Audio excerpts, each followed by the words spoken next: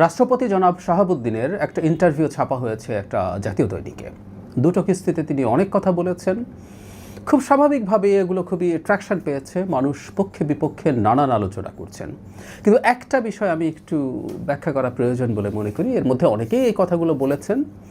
সেটা হলো তিনি তার অপসারণ প্রশ্নে বলেছেন বিএনপি এবং সেনাবাহিনী তার পাশে দাঁড়িয়েছিল, সেটার জন্য তিনি কৃতজ্ঞ, এবং এ দুটো শক্তির কারণেই র্যাদার তাকে অপসারণ করা যায়নি। মানে এটা জানার পর থেকে অনেকে গেল রব তুলছেন যে বিএনপি এই রাষ্ট্রপতির পাশে দাঁড়িয়েছিল, যে রাষ্ট্রপতি শেখ হাসিনার নিযুক্ত এবং তার দোসর ইত্যাদি ইত্যাদি। আমি খুব অবাক হই যে এটাকে আদৌ কোনো নতুন তথ্য আমরা কেন এত দ্রুত ভুলে যাই সব কিছু, সেই জিনিস একটু ধরিয়ে দিতে চাই। কারণ এই ইস্যুতে আমরা প্রচুর কথাবার্তা বলেছিলাম সে সময়।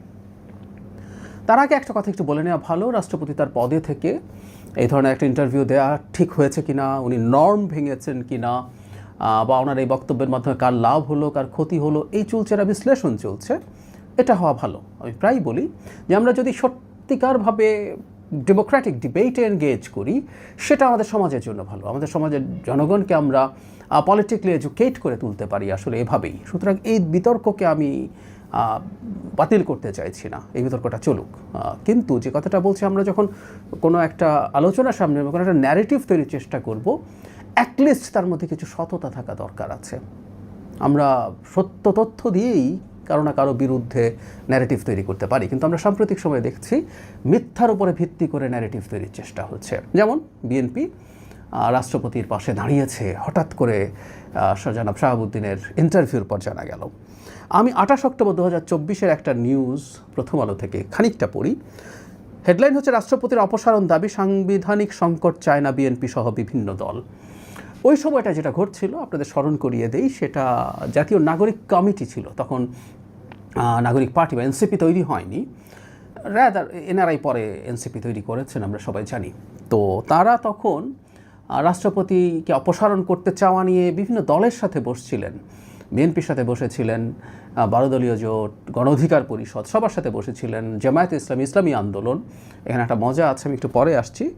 তো এখানে বিএনপি এভাবে বলছে, শুরুর অংশটা বলছি, রাষ্ট্রপতি পদ থেকে মোহাম্মদ শাহাবুদ্দিনকে অপসারণের প্রশ্নে অন্যতম প্রধান দল বিএনপি আরও একবার শক্তভাবে তাদের অবস্থান জানিয়ে দিয়েছে।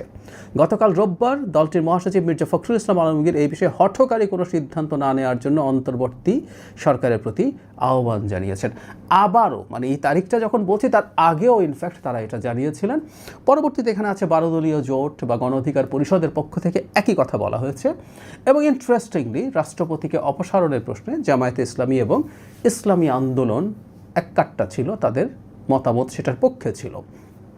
আমরা পরবর্তীতে নির্বাচনী জোটের ক্ষেত্রে দেখেছি তাদের এই চিন্তাটা প্রকাশিত হয়েছে, এবং যদিও ইসলামী আন্দোলন পরে সেখান থেকে সরে গেছে।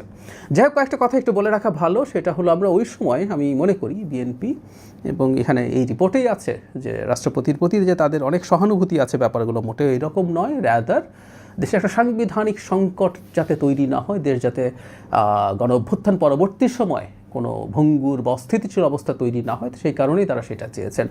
সে সময় আমি নিজেও এই ব্যাপারে খুবই স্ট্রং অবস্থান নিয়েছিলাম প্রেসিডেন্টের পক্ষে, এবং বলার চেষ্টা করেছি যে উনি তো আসলে এটা অযৌক্তিক না, শেখ হাসিনার নিযুক্ত এবং তার বেশ অনুগত মানুষ তিনি, রাষ্ট্রপতি এ ধরনের মানুষকে তিনি নিয়োগ করেছেন, সেই আলাপগুলো আমরা তখন করেছি।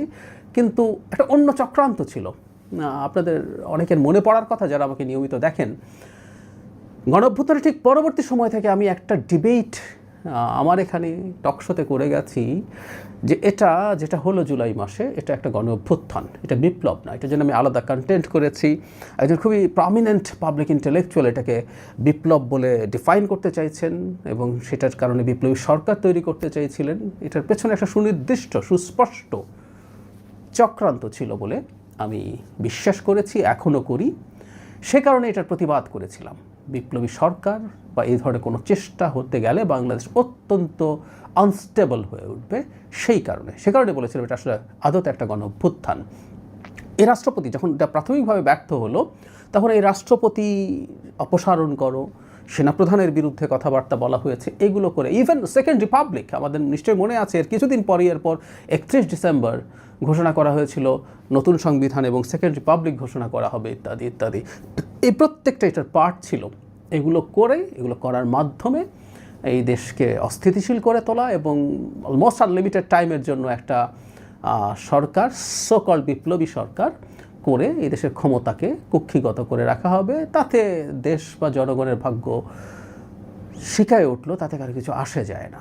সেই পরিকল্পনার বিরুদ্ধে দাঁড়িয়েছিল এবং এই দাঁড়ানোতে খুবই বিখ্যাত একজন ইনফ্লুয়েন্সার এই যা ঘটলো জুলাইতে সেটাকে বিপ্লব হতে না দেওয়ার জন্য আমাকে একাধিকবার ব্লেম করেছেন। সেটা মাথা পেতে নিয়েই বলছি, আমি সঠিক কথাটাই বলেছিলাম এবং আজকে যে স্থিতিশীল বাংলাদেশ তৈরি হয়েছে এবং সেটার পক্ষে এগিয়ে যাচ্ছে, সেটার জন্য আমাদের এই অ্যাক্টিভিজম বা দল হিসাবে বিএনপি যে স্ট্যান্স নিয়েছিল সমালোচিত হয়েছিল, কিন্তু সে স্ট্যান্সটা সঠিক ছিল। সে কারণেই বলছি বিএনপির পরে রাষ্ট্রপতিকে সমর্থন করেছে তাকে দায়িত্বে থাকার জন্য, তাকে যেন পদচ্যুত করা না যায়, সেটা কোনো লুকোছাপার বিষয় তখনও ছিল না। সুতরাং নতুন করে আজকে যেটা বলানোর চেষ্টা করা হচ্ছে, আবারও নতুন করে বিএনপিকে প্রশ্নের মুখে তোলা যে আমরা হঠাৎ একটা তথ্য পেয়ে গেলাম যে বিএনপি প্রেসিডেন্টকে রাখার জন্য চেষ্টা করেছিল, এটা একেবারেই বানোয়াট একটা ন্যারেটিভ। আমরা এই চেষ্টাটা অ্যাটলিস্ট করি যে সত্য তথ্য দিয়ে ন্যারেটিভের চেষ্টা করি, সেটা ভালো।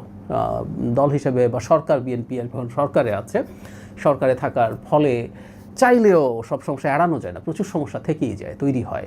অনেক কিছু নিয়েই বিএনপির বিরোধিতা করা যাবে, বিএনপির বিরুদ্ধে ন্যারেটিভ তৈরি করা যাবে, কিন্তু ডাহা মিথ্যা কথা দিয়ে তৈরি করা যায় না তা বলছি না। ডাহা মিথ্যা কথা দিয়ে ন্যারেটিভ তৈরি করা ইম্পসিবল না। যে দলটা দীর্ঘ সময় লড়াই সংগ্রাম করেছে, তার বিরুদ্ধে এমন সব অভিযোগ আনা হয়েছে যে সে গণঅভ্যুত্থান বিরোধী ইত্যাদি ইত্যাদি, এটা একেবারেই সঠিক কথা না, কিন্তু তৈরি করা যেতে পারে। কিন্তু তারপরও আমরা একটা গণতান্ত্রিক, উদার গণতান্ত্রিক বাংলাদেশের জন্য চাই সাবস্ট্যান্সের উপরে ভিত্তি করে যেন ন্যারেটিভ তৈরি হয়। পলিটিক্সে ন্যারেটিভ থাকবে, ন্যারেটিভ তৈরির খেলা চলবে, ন্যূনতম যাতে সেটার ভিত্তি থাকে, এটুকুই এক্সপেক্ট করি।